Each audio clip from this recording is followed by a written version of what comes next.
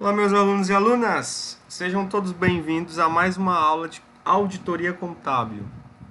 Na nossa segunda aula, nós veremos alguns conceitos, algumas aplicabilidades da NBCTA 200, que é a norma considerada a mãe de todas as normas de auditoria. Nesta norma, nós veremos a aplicabilidade dos objetivos e alguns conceitos e definições importantes para o trabalho do auditor independente, né? Na aula passada, nós vimos um pouco sobre a origem e a evolução da auditoria. Vimos que a auditoria é uma das 4 técnicas da contabilidade, né? E esta técnica ela está segmentada entre auditoria interna e externa. E vimos as principais divergências e diferenças entre a auditoria interna e a externa. A principal delas é que a auditoria interna, por ter um vínculo interno com a empresa, apresenta um grau de independência menor em relação à auditoria externa. Então hoje nós vamos falar sobre a NBCTA 200, que é a norma mãe de todas as normas de auditoria independente, né? Quando eu falo auditoria independente, auditoria externa. Vamos focar hoje na auditoria externa, que é a auditoria que emite uma opinião sobre as demonstrações contábeis. Senhores e senhoras, a estruturação das normas técnicas e profissionais de auditoria está lá no site do Conselho Federal de Contabilidade, dividido em dois segmentos. O primeiro, NBCPA, que é a norma profissional do auditor independente, disponível aqui nesse site. Então, se você dá uma olhadinha, clica no site, você vai ver lá a relação de todas as normas profissionais, que fala do profissional auditor independente. Já as normas técnicas, que estabelecem os conceitos doutrinários, regras e procedimentos aplicados ao trabalho de auditor independente, estão lá na NBCTA, que as normas brasileiras técnicas de auditoria independente, conforme site disponibilizado aqui. Então, clica, você vai conhecer toda a relação de NBCTA, inclusive a NBCTA 200 está lá, ok? Então vamos lá. Hoje nós vamos iniciar a nossa abordagem de normas falando sobre a aplicabilidade da NBCTA 200. A NBCTA 200, ela fala dos objetivos gerais do auditor independente. Esta norma de auditoria trata das responsabilidades gerais do auditor independente na condução da auditoria de demonstrações contábeis em conformidade com as normas brasileiras e internacionais de auditoria. Nesta norma, na NBCTA 200, e em outras normas, elas estão substancialmente apresentadas pela sua sigla NBCTA, Norma Brasileira de Contabilidade Técnica de Auditoria. Então eu tenho várias NBCTAs, né, normas brasileiras de contabilidade técnicas de auditoria, né, onde é apresentado todos os requisitos, as doutrinas para que o profissional auditor independente consiga realizar o seu trabalho respeitando as normas.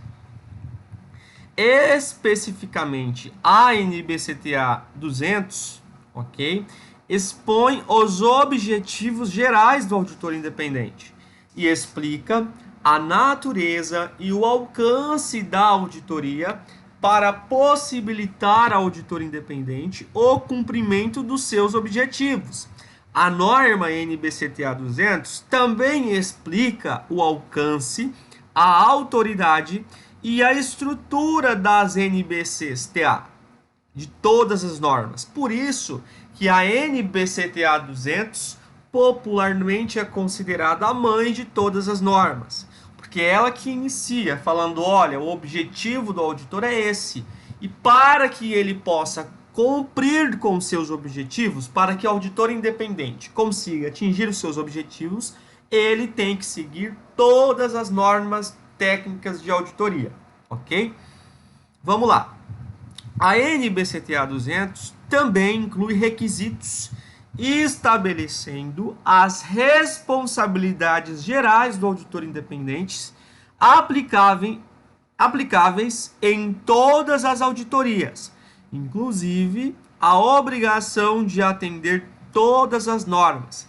Então a NBCTA 200, ela apresenta os objetivos gerais, ok, incluindo alguns requisitos quanto à responsabilidade geral do auditor, e ela diz: olha, auditor independente, você, para cumprir o seu objetivo, você tem a obrigação de atender todas as normas técnicas de auditoria independente, ok? Doravante, o auditor independente é denominado o auditor, ok? É o profissional qualificado para auditar e emitir uma opinião. Vamos lá. Mas qual que é o objetivo da auditoria independente? É aumentar o grau de confiança de quem? Das demonstrações contábeis. Porque a auditoria independente, ela audita as demonstrações contábeis. Ela emite uma opinião sobre as demonstrações contábeis. Então, o objetivo da auditoria independente é aumentar o grau de confiança nas demonstrações contábeis por parte dos usuários. Esta confiança é alcançada mediante a expressão de uma opinião pelo auditor sobre as demonstrações contábeis, se foram elaboradas em todos os aspectos relevantes em conformidade com a estrutura de relatório financeiro aplicável. A auditoria, quando conduzida em conformidade com as normas de auditoria e exigências éticas relevantes, capacita o auditor a formar essa opinião. Então, o objetivo da auditoria independente como técnica da contabilidade é aumentar o grau e confiança das demonstrações contábeis através de uma opinião.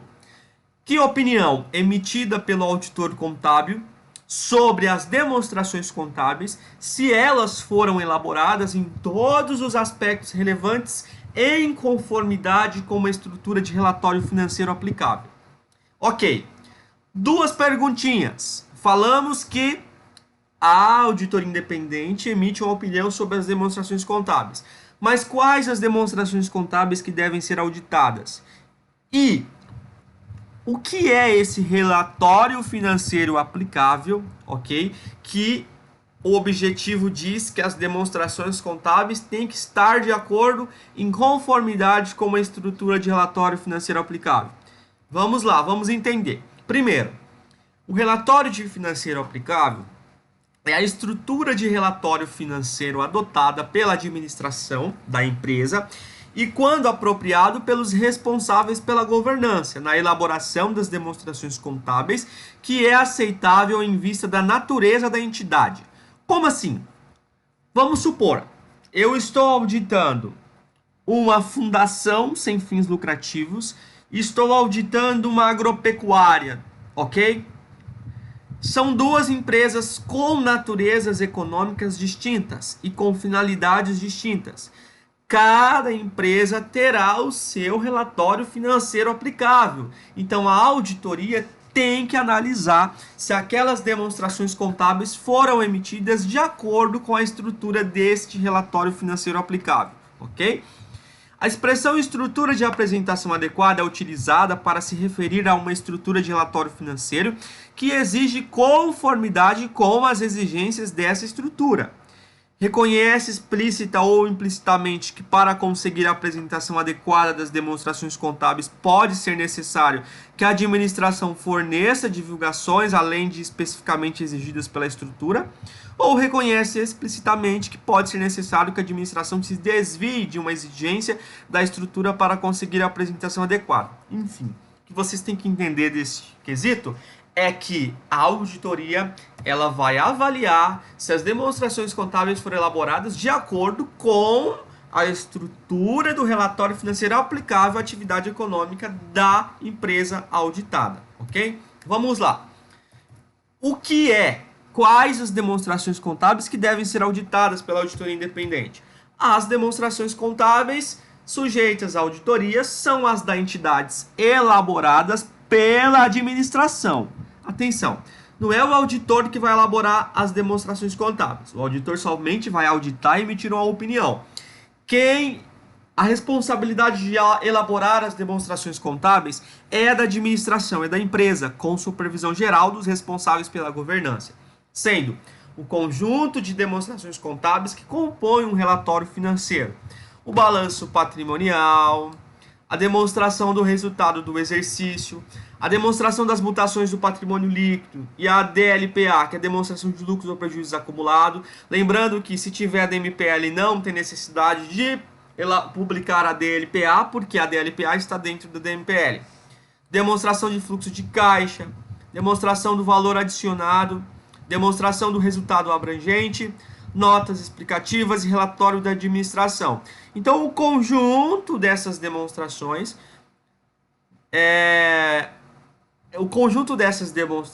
forma as demonstrações financeiras da empresa, que são as demonstrações auditadas pela auditoria independente. O auditor vai emitir uma opinião sobre essas demonstrações se foram elaboradas de acordo com a estrutura de relatório financeiro aplicável, ok? E o auditor vai emitir uma opinião sobre essas demonstrações contábeis. Vamos lá. Agora vamos falar sobre os objetivos gerais do auditor independente.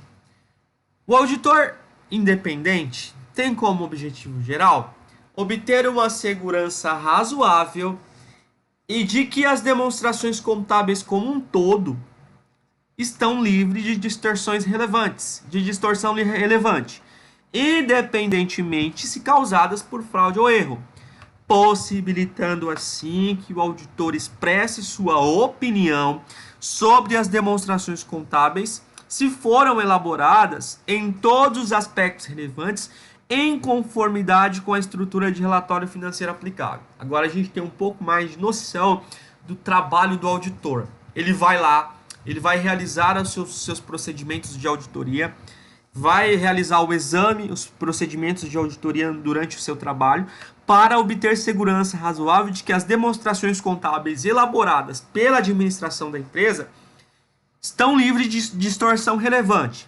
Essas distorções relevantes podem ser causadas por fraude ou erro. E no trabalho do auditor, ele vai obter a segurança razoável, possibilitando, com a obtenção dessa segurança razoável, a emissão de uma opinião sobre essas demonstrações contábeis se foram elaboradas em todos os aspectos relevantes em conformidade com a estrutura de relatório financeiro aplicável.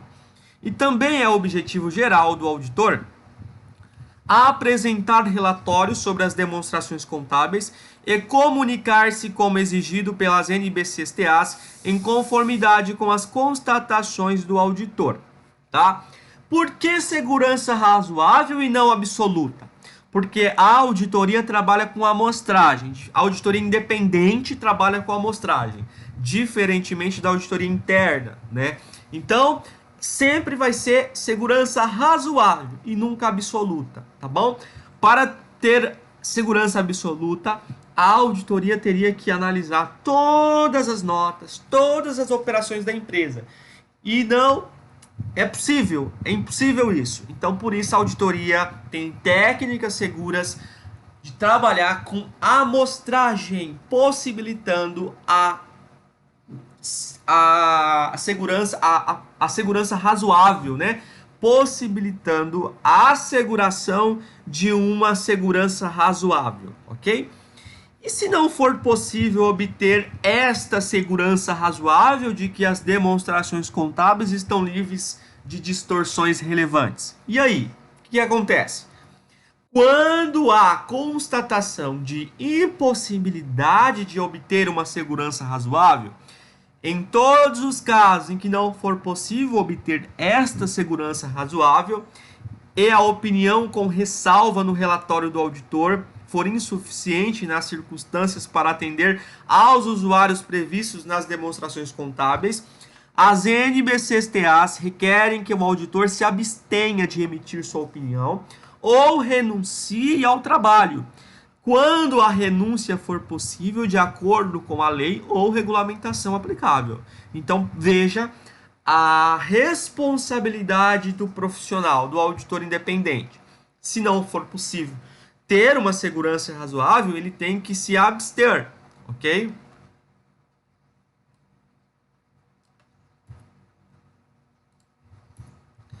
Alguns conceitos aplicados à auditoria contábil. Auditor. Auditor é um termo usado em referência à pessoa ou pessoas que conduzem a auditoria, que conduzem o trabalho de auditoria. Geralmente, o sócio do trabalho ou outros integrantes da equipe do trabalho, ou, como aplicável, a firma de auditoria. Quando uma NBCTA pretende expressamente que uma exigência ou responsabilidade seja cumprida pelo sócio do trabalho, usa-se o termo sócio do trabalho ao invés de auditor, sócio da firma de auditoria, né? Devem ser lidos como se referindo aos seus equivalentes no setor público quando for relevante. A administração é a pessoa com responsabilidade executiva pela condução das operações da entidade, né? Distorção, nós vimos esse conceito aqui, ó, de que é o objetivo geral do auditor, obter segurança razoável, de que as demonstrações contábeis como um todo estão livres de distorção relevante. Mas, afinal de contas, o que é distorção? É a diferença entre o valor, a classificação, a apresentação ou a divulgação de uma demonstração contábil relatada e o valor. A classificação, apresentação ou a divulgação que é exigida para que o item esteja de acordo com a estrutura de relatório financeiro aplicável. As distorções podem originar-se de erro ou fraude. Vamos exemplificar. Suponha que nós somos uma equipe de auditoria, estamos realizando um trabalho, um exame nas demonstrações financeiras de uma determinada empresa.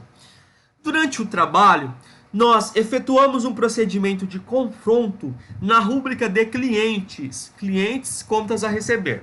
Vamos supor que esta determinada empresa, ok, citada, é uma empresa, uma construtora que participa de diversos processos licitatórios do Estado, ok?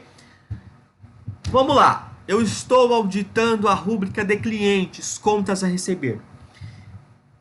O saldo contábil registrado na demonstração contábil desta empresa é um saldo a receber de 10 milhões de reais, ok? 10 milhões de reais, beleza. Para realizar o procedimento de confronto, o auditor necessita de documentação suporte de confronto, de documentação gerencial. Então eu solicitei ao departamento financeiro da companhia, da construtora, um relatório financeiro de contas a receber com a posição da data auditada, ok?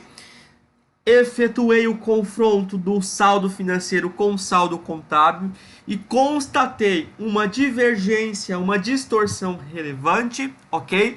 De simplesmente 7 milhões de reais. Perceba, então no saldo contábil tinha 10 milhões de reais e o saldo financeiro apresentado 3 milhões de reais. Ou seja, no confronto, 7 milhões de reais. Beleza. Perguntei ao departamento financeiro por que a tal divergência era tão relevante. O departamento financeiro me informou que o saldo financeiro é preciso e que ele não sabia dizer por que o saldo contábil era 10 milhões de reais. Indaguei, ou seja, nós veremos à frente quais são os procedimentos de auditoria, mas a auditoria ela se utiliza de alguns procedimentos para a realização do seu trabalho. Confronto, indagação, né? Indaguei o contador da empresa sobre esta divergência. O contador disse que Quando foi feita a conciliação, o relatório financeiro era 10 milhões de reais. Eu, cético, porque auditor tem que ter ceticismo profissional, já já eu te apresento esse conceito. Perguntei ao contador: você tem um relatório da conciliação? Ele me disse que aconteceu um erro na máquina do computador, que ele perdeu este relatório. Baseado nessas informações, eu disse: o saldo financeiro é 3 milhões. E agora, qual que é o verdadeiro? Ele falou: olha, eu não sei o que aconteceu, mas na época da conciliação era 10 milhões de reais. Sabendo disso, ok, pedi a ele que investigasse na caixa de e-mail se ele e no seu computador se ele conseguia alguma evidência de que na época era 10 milhões de reais. Eu, como auditor, voltei para o meu ambiente de trabalho físico e continuei a desempenhar os meus procedimentos. Por quê? Porque somente esse procedimento de confronto eu ainda não consegui ter uma segurança razoável. Então eu abri o saldo de 3 milhões que o financeiro me passou, abri o saldo de contábil de 10 milhões, confrontei analiticamente esses saldos e identifiquei aqueles saldos casados e aqueles saldos com distorções, né, que tinha no contábil e não tinha no financeiro. Fiz uma amostra e solicitei documentação de saldos existentes no contábil e no financeiro e saldos existentes no contábil e não no financeiro, ok? Pedi a documentação. Quando essa documentação veio, eu analisei essa documentação e algumas documentações não foram fornecidas, ok?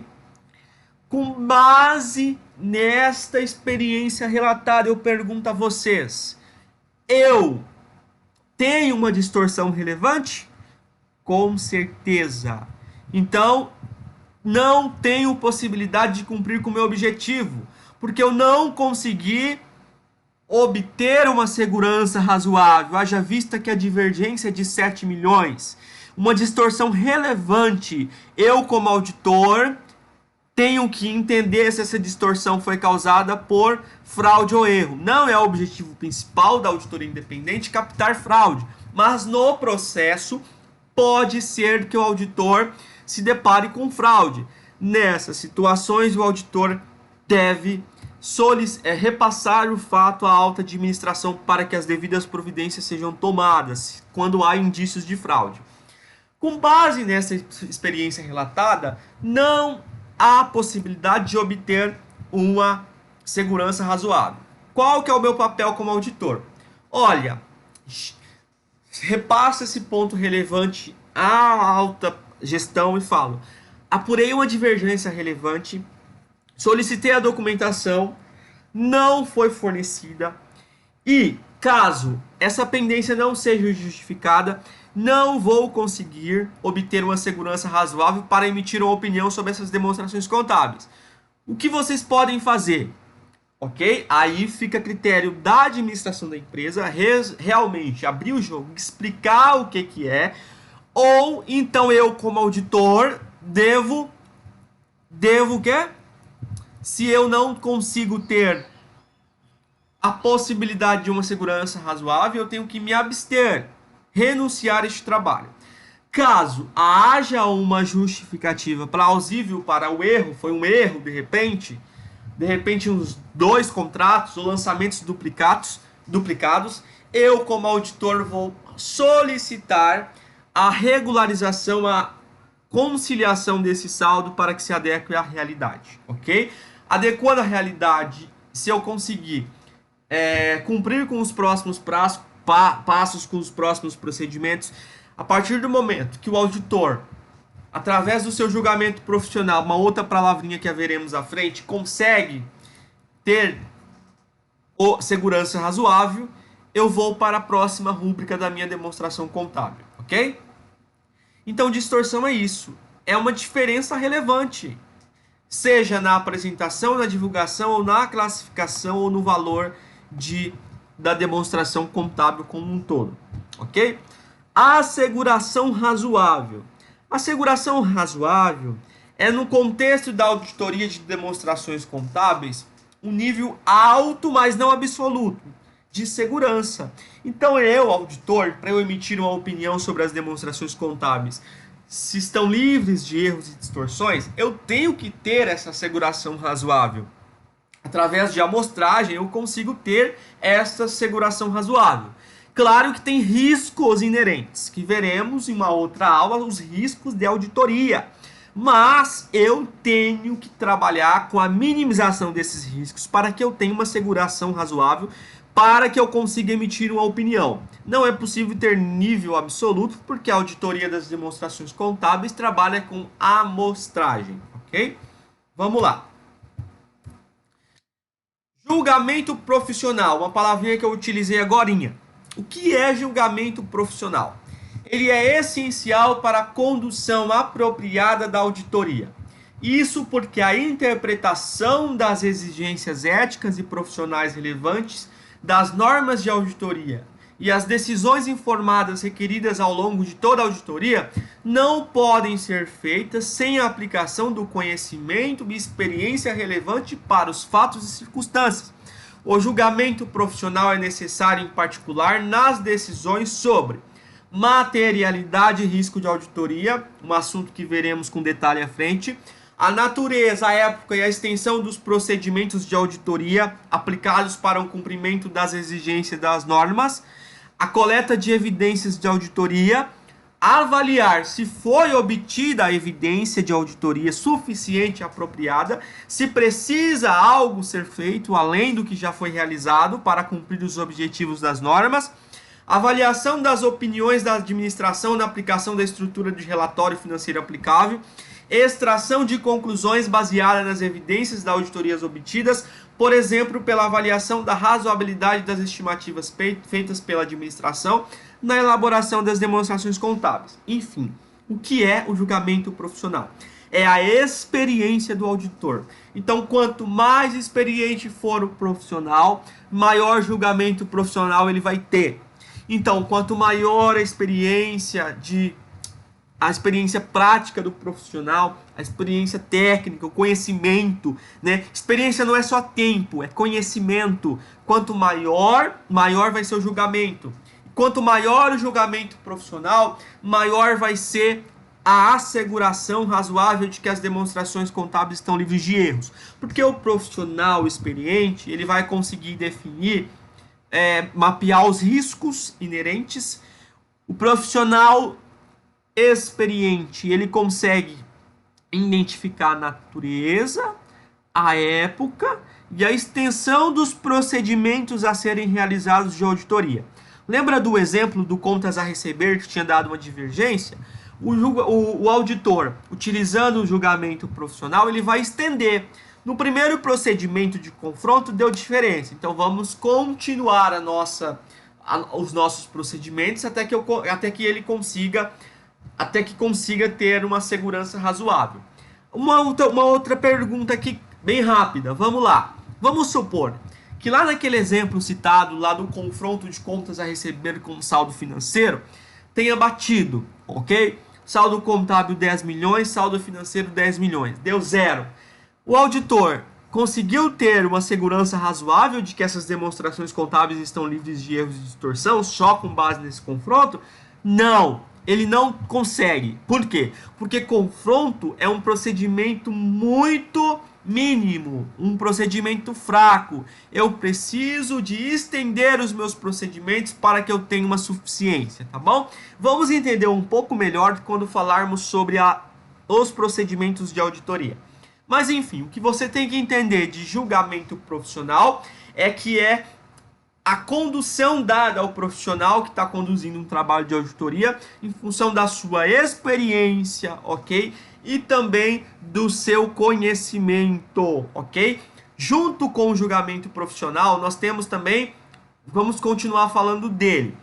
A característica que distingue o julgamento profissional esperado do auditor é que esse julgamento seja exercido por auditor, cujo treinamento, conhecimento e experiência tenham ajudado no desenvolvimento das competências necessárias para estabelecer julgamentos razoáveis.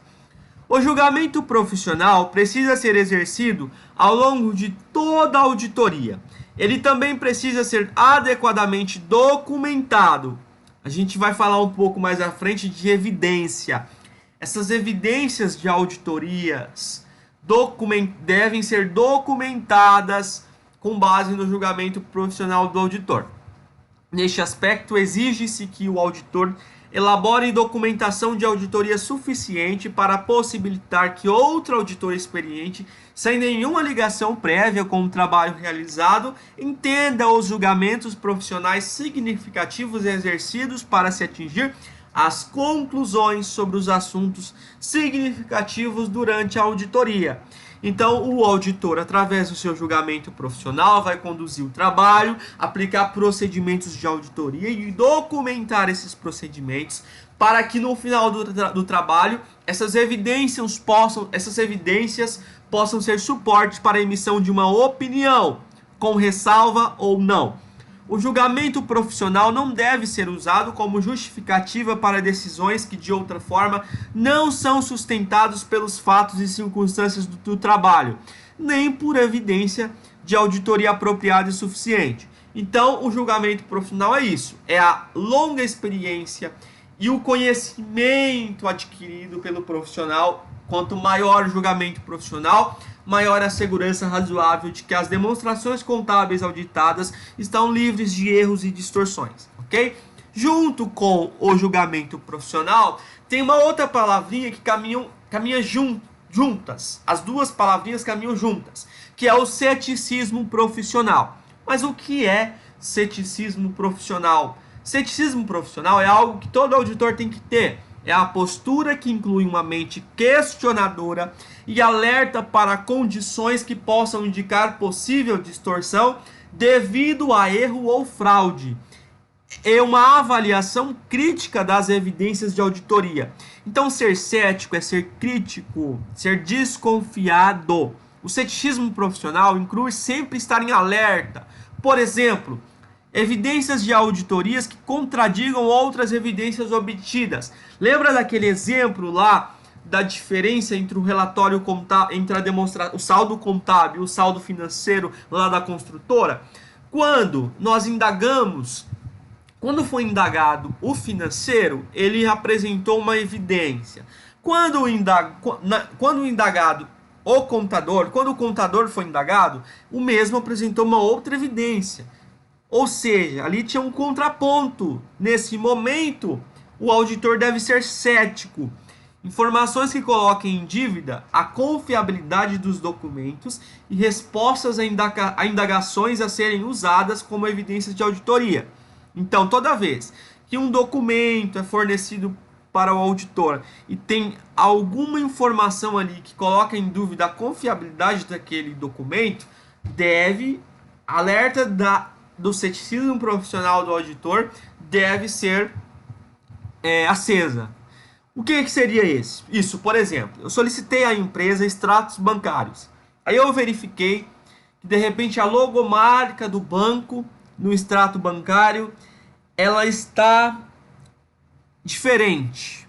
Vamos supor, está diferente. Aquilo é uma evidência de que aquele documento pode ter indício de que aquele documento foi fraudado, foi alterado, adulterado. Condições que possam indicar possível fraude. Então eu tenho que sempre estar cético. Apesar de que não é o objetivo principal da auditoria contábil independente captar fraude, a não ser que seja contratada com esta finalidade específica, eu tenho que estar sempre em alerta. No processo de exame das demonstrações contábeis, pode ser que tenha algum indicativo de fraude. Circunstâncias que surgiram a necessidade de procedimentos de auditorias além dos exigidos.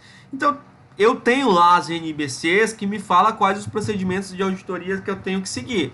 Mas, se pelo meu julgamento profissional, pelo meu ceticismo, eu quiser acrescentar procedimentos, fica a critério do auditor.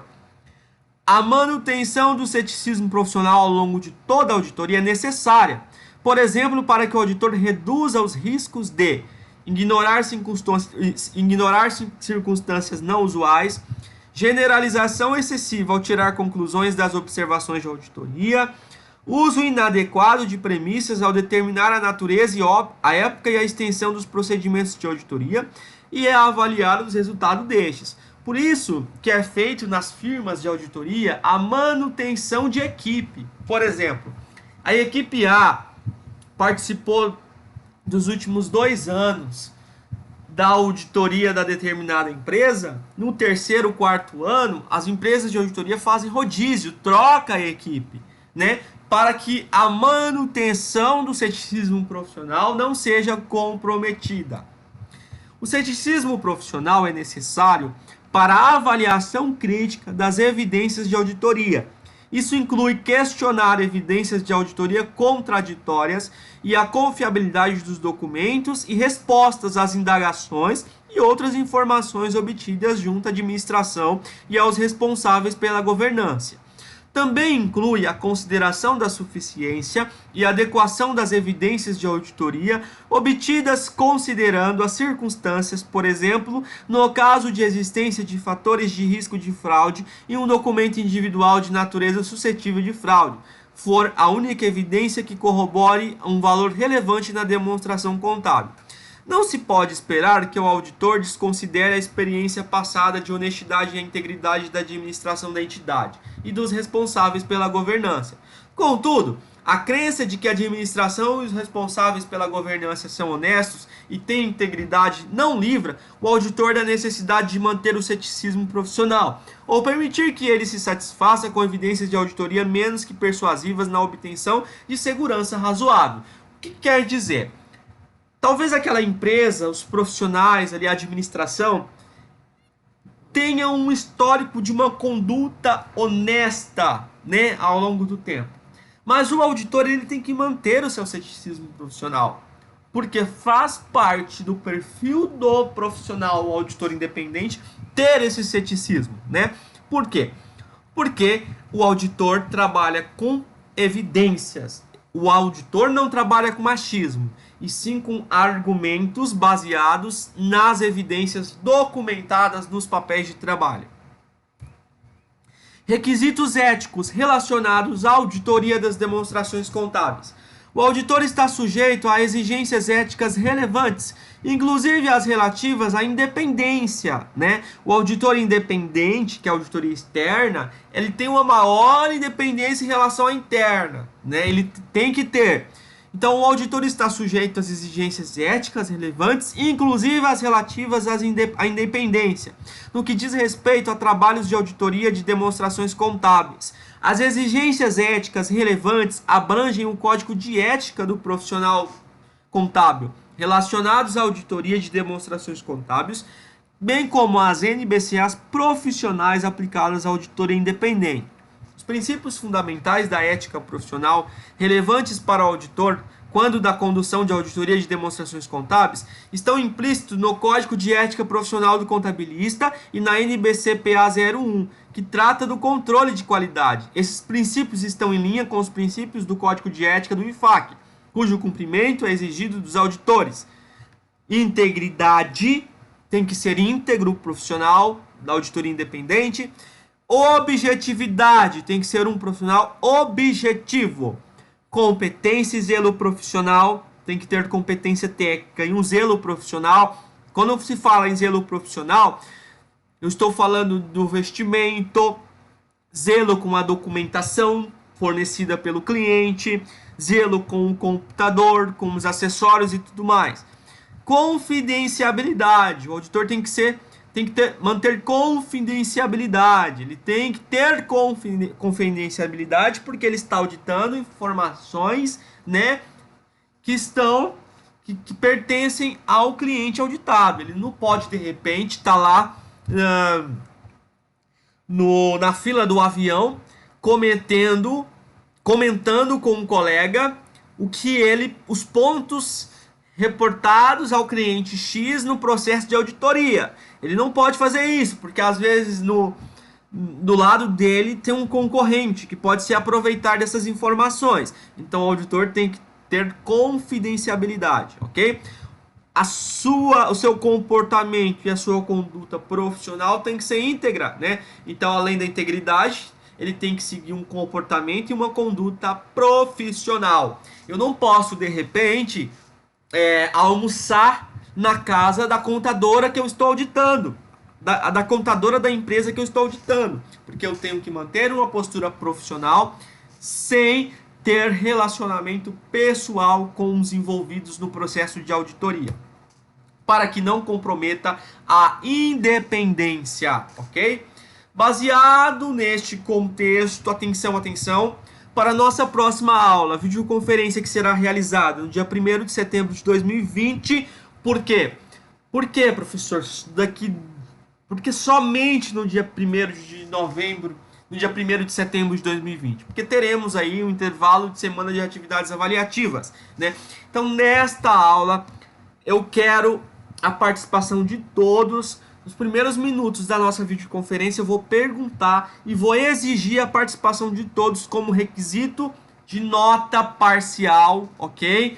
Como requisito de ponto de conceito na nota parcial. Então, atenção, pesquisem uma situação prática sobre as seguintes definições da auditoria: perfil profissional, ceticismo profissional e julgamento profissional. Escolham uma definição e traga um exemplo prático para o debate.